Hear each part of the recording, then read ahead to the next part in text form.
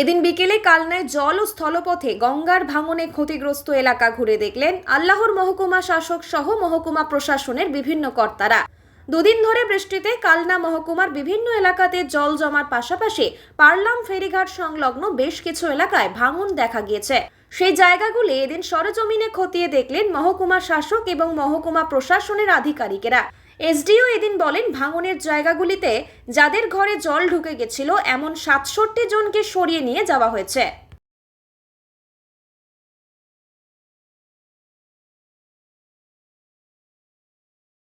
আমরা সকালেই খবর পেয়েছিলাম কি ভাঙন, যে আগে আমরা ৪-৫ মাস আগে শুনছিলাম কি এখানে ভাঙন শুরু হয়েছে বৃষ্টির পর। তো আবার সকালে খবর এসেছিল, তার জন্যই আমরা প্লাস ভাইস চেয়ারম্যান, আইসি, আমাদের ডিএমডিসি সব, এসডিএমও শুরু করে সবাই আছেন এখানে। তো আমরা আজকে বোর্ড নৌকা দিয়েও ঘুরলাম, দেখছি কি হ্যাঁ আবার একটু ভাঙন শুরু হয়েছে। কিন্তু ভালো জিনিস যে হয়েছে, ইরিগেশন ডিপার্টমেন্ট অলরেডি কাজ করতে শুরু করে দিয়েছে, ওদের টেন্ডারও ফেলা হয়ে গেছে, এজেন্সিও ঠিক করা হয়ে গেছে। খুব সম্ভবত এআই সাহেব আছেন এখানে, ৪০-৪৫ লাখ টাকা কাজ শুনছি, এক সপ্তাহ ধরে কাজ চালু হয়ে গেছে। বৃষ্টির জন্য দুদিন একটু থেমে গেছিলো, কিন্তু আগামীকাল থেকে আবার কাজ শুরু হয়ে যাবে। কালনা মহকুমার কোন ব্লক সব থেকে বেশি এই ক্ষতিগ্রস্ত এই জলে? এখন যে অবস্থা আছে ৫টা ব্লকের মধ্যে মন্তেশ্বর আর কালনা ওয়ানের একটু ক্ষতি বেশি আছে আমাদের, কিন্তু টোটাল গোটা সাব ডিভিশনের মিলিয়ে ৩৫০ থেকে ৪০০ বাড়ির ভাঙন আমরা খবর পেয়েছি। কিন্তু ২০০০ থেকে ২৫০০ তারপলিন প্লাস আমাদের আলাদা যে ডিজাস্টারের সামগ্রীগুলো হয় আমরা অলরেডি ডিস্ট্রিবিউট করতে শুরু করে দিয়েছি।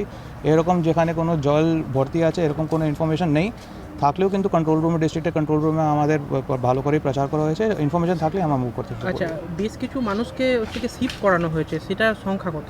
কালনা 1 ব্লকের শুধু একটা জিপিতেই ৬৭ জনকে শিফট করা হয়েছিল আইসিডিএস কালনা 1 ব্লকের আইসিডিএস সেন্টারে। কোন গ্রাম স্যার ওটা?